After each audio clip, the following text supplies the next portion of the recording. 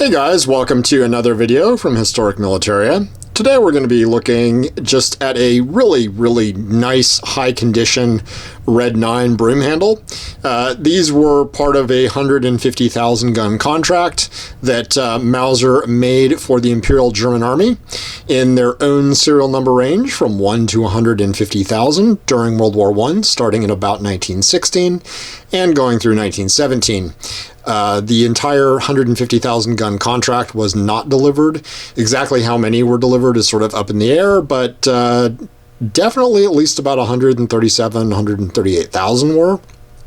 A lot of them, the later guns, actually were not Imperial proofed and ended up going to various places around the world, with a lot actually coming out of Scandinavia over the years. So it seems like a lot sort of went north to Finland, Sweden, and I've seen them for all kinds of uses, from civilian marksmanship prizes to Finnish army issue.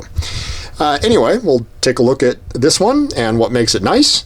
For one thing, you can just see it's a very high condition gun. Really, a lot of that original blue is still very much like it came out of the factory, with your really nice fire blue here and your nice fire blue left on the trigger here. You've got your standard Red 9 grips, which are pretty nice on this one. Most of them, the wood is just a little bit kind of raw. This one's pretty good looking wood, but as always, your fit of wood to metal is a little bit questionable on the wartime production guns, and you'll see that on both Red 9s and wartime commercials which were made during World War I.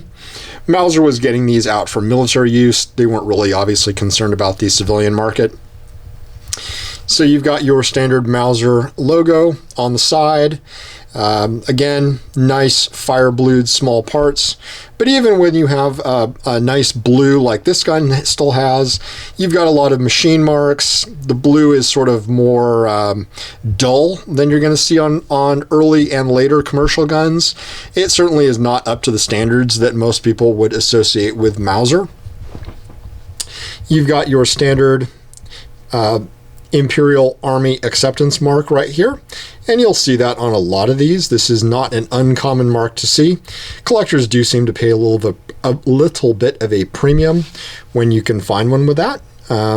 Obviously the guns from about 1 to about 80,000 will have that, usually, not always. Don't get too excited if yours does or if it doesn't. It's just nice to have if you're concerned about that. You've got your standard front sight. These all are going to be new safety type guns, so you're going to have an NS hammer on any Red 9 with your serials obviously well marked and repeated multiple times, as is Mauser custom. Cut for a shoulder stock with the rear tangent sight always on Red 9s, graduated out to 500 meters. That's one of the changes that Mauser made for the contract. With your nice vibrant fire blue on this one. This is a nice looking one. And this one's in the 50,000 serial number range, so sort of, you know, a little bit before midway of production. And obviously, again, you've just got your really heavy machine marks and that dull blue. A lot of Mauser guns pre-war and post-war have a very deep, shiny blue finish that is absolutely gorgeous. These, even in condition like this, just are kind of ugly, honestly. They're a very military, utilitarian gun. Again, your Red 9 grip with the burnt-in 9. And really, that's about it with these. The other thing to remember is usually, not always, your follower for your magazine is going to be grooved to help with the 9mm straight case round for feeding. Some do, some don't have it. It just seems to be kind of no rhyme to reason. Some people will say all Red 9s are going to have it. That is not true. I've certainly seen factory Red 9s that don't. I've seen ones that do. Just like the 9mm export, some did, some didn't.